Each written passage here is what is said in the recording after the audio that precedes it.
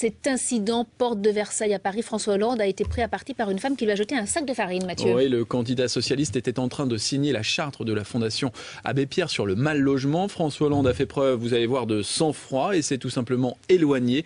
La femme a été rapidement maîtrisée. Vous allez l'entendre s'expliquer. Regardez cette séquence filmée par Thibaut Dupont pour BFM TV.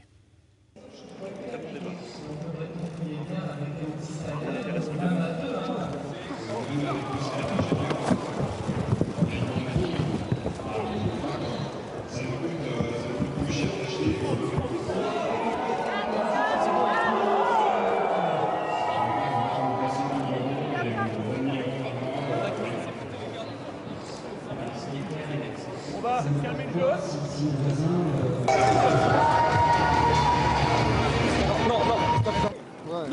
le jeu.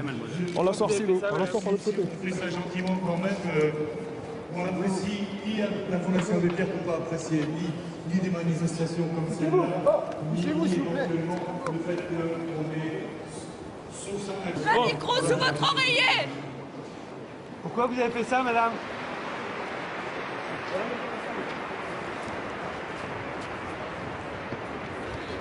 Déni de justice à Lille.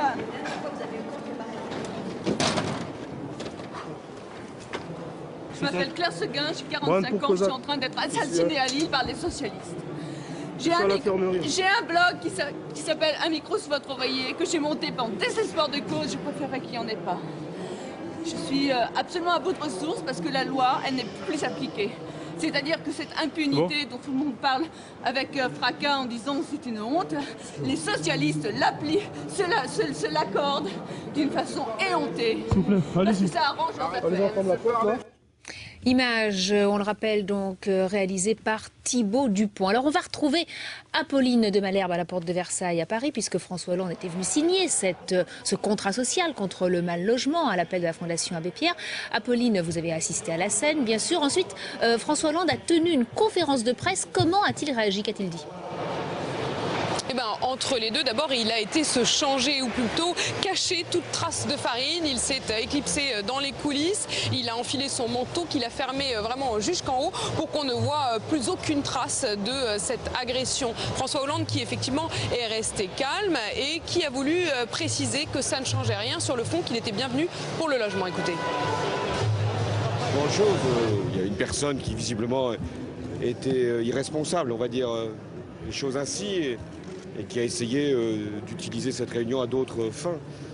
Écoutez, le principal, c'est d'avoir délivré le message que je voulais prononcer sur le logement et d'avoir été bien accueilli, très bien accueilli par cette fondation et par tous les amis qui travaillent sur le logement et sur le droit de chacun à pouvoir avoir la meilleure façon de vivre et d'habiter. François Hollande qui a également précisé qu'il n'allait pas changer son service d'ordre. En tout cas, c'est sa réponse la plus spontanée. Il a en permanence, vous savez, un certain nombre de gardes du corps qui sont issus du Parti socialiste, qui l'ont toujours suivi, même avant qu'il ne soit officiellement candidat à la présidence. Et puis, il a également 4 personnes en permanence qui sont issues de la police et qui le protègent. François Hollande qui donc ne changera pas ça. Il dit qu'il veut pouvoir rester disponible, accueillant au dialogue, même s'il dit qu'il y a d'autres moyens de dialoguer, bien sûr. Pendant ce temps-là, cette femme qui l'a agressée, qui dit s'appeler Claire Seguin, elle est encore dans les coulisses, elle est derrière un rideau, elle a été emmenée par un certain nombre de personnes de la sécurité, auprès de qui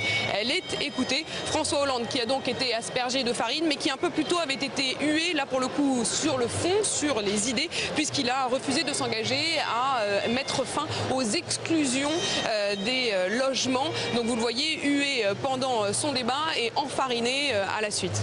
Merci beaucoup Apolline.